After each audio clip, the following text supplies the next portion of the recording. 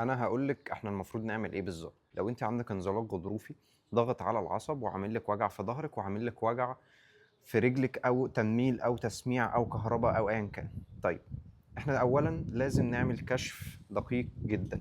الكشف ده بنشوف فيه ايه؟ بنشوف فيه الاعراض اللي عندك ايه كلها. يعني مثلا هل وقعتي، هل الوجع ده جه فجأة، هل الوجع ده جه بعد رياضة معينة او بعد تمرينة معينة. بنشوف التاريخ المرضي كله. طيب وبعدين بنشوف ايه الحركات اللي فيها وجع. هتقولي لي مثلا بتوجع لما بتمشى كتير، بتوجع لما بقعد كتير، بتوجع لما بتمرن التمرينة الفلانية، بتوجع لما بوطي. طيب كل دي حركات او كل دي حاجات الجسم ممكن يتوجع فيها. وكل شخص على فكره غير التاني. مش معنى انك عندك انزلاق غضروفي ومحمد واحمد عندهم انزلاق غضروفي انكم كلكم تبقوا نفس الاعراض. ممكن يبقى عندكم اعراض مختلفه. طيب قلنا ان الاعراض بتاعتك بنسمعها الاول وبنكتبها كلها وبنسجلها عندنا عشان نتابعها. تاني حاجه بنبدا نشوف الحركات بقى نفسها بتاعه الظهر وبتاعه الرجل اللي ممكن يبقى فيها مشاكل. طيب الظهر عندي فيه عضلات وفي مدى حركي معين بيقدر يعمله، والرجل عندي فيها عضلات وبالذات مفصل الحوض وفي حركات معينة برضو المفصل ده بيعملها. يبقى أنا محتاجة تيست المفصل ده بحركاته كلها والظهر بحركاته كلها واشوف قوته عشان اقدر احط بقى خطة علاجية. طيب احنا هنلاقي ان الحاجات دي، هنقول ان هي الحاجات دي ضعيفة.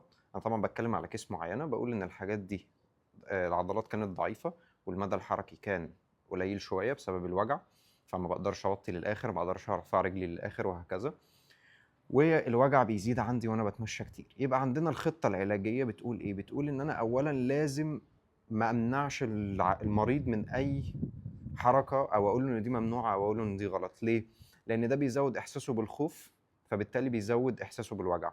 طيب المفروض اعمل ايه؟ المفروض افهمه انه انا عندي في حركات واحد اتنين تلاتة الحركات دي بتوجعك. لازم اما نخلص العلاج الطبيعي تبقى الحركات دي ما بتوجعكش وبتعملها، بل كمان بتعملها بشدة اعلى من قبل كده. بس احنا هنحط خطة عشان تعرف تعمل الكلام ده. طيب دلوقتي انت بتتمشى ساعة او بتتمشى نص ساعة بتتوجع، يبقى تعالى نبدأ بتمشية 10 دقايق في اليوم من غير اي وجع. كويس. العشر دقايق دول لو لمدة أسبوع بقت الدنيا تمام ومفيش أي وجع، تبقى تعالى نزود لربع ساعة الأسبوع اللي بعده، نزود لتلت ساعة الأسبوع اللي بعده. هتلاقي الجسم بيستجيب معاك والمخ بيبعت إشارات إنه ده تمام كمل ومفيش أي وجع، وبتبدأ تزود واحدة واحدة. طيب تعالى نشوف إيه الحركات اللي كان فيها وجع. مثلا الوجع بيظهر وأنا بتني ظهري.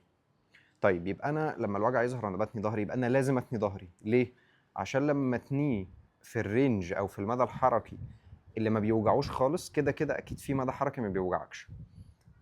فلما تتني ظهرك في المدى الحركي الصغير اللي ما بيوجعكش وتكرر ده كذا مره، ده برضو بيبعت اشارات للمخ بيقول له طب ما الدنيا تمام اهي، تعال نزود شويه، تعال نفتح الرينج اكتر. فيبدا ينزل اكتر ويبدا المدى الحركي يزيد. طب انا وصلت لاخر المدى الحركي وما بقاش في عندي اي وجع وكله بقى تمام، ممكن امسك اوزان. لان الاوزان دي هتعمل لي حاجه اسمها بروجريسيف اوفرلودنج. يعني انا زودت اللود او زودت الحمل تدريجيا من غير وجع لحد ما بقيت اعمل اللي انا ما كنتش عارف اعمله قبل كده بوزن، فاصبح ان الوجع مش هيجي لي تاني، او اصبح ان انا جسمي بقى اقوى فبقى بيستحمل اكتر.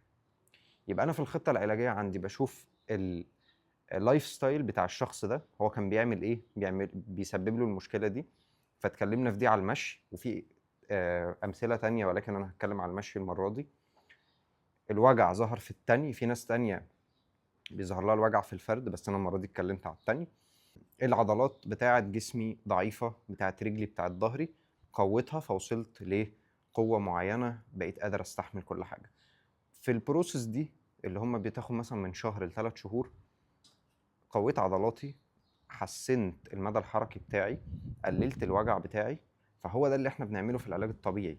لكن ان انا اخوفك من حركه معينه او اقول لك حتى لو لسه حصل لك الاصابه امبارح اقول لك ما ينفعش تزق كرسي، ما ينفعش تشيل كرسي، لا مفيش حاجه اسمها ما ينفعش. لكن في ان انا بشوف الاعراض بتاعتي ايه وابدا اعمل اللي انا قادر اعمله في المدى الحركي اللي انا قادر اعمله بالوزن اللي انا قادر اعمله، كل ده من غير وجع لحد ما العلاج الطبيعي يبدا يشتغل وتقويه العضلات فهتلاقي الرينج بيفتح والعضلات بتبقى اقوى وكل حاجه بتبقى كويسه.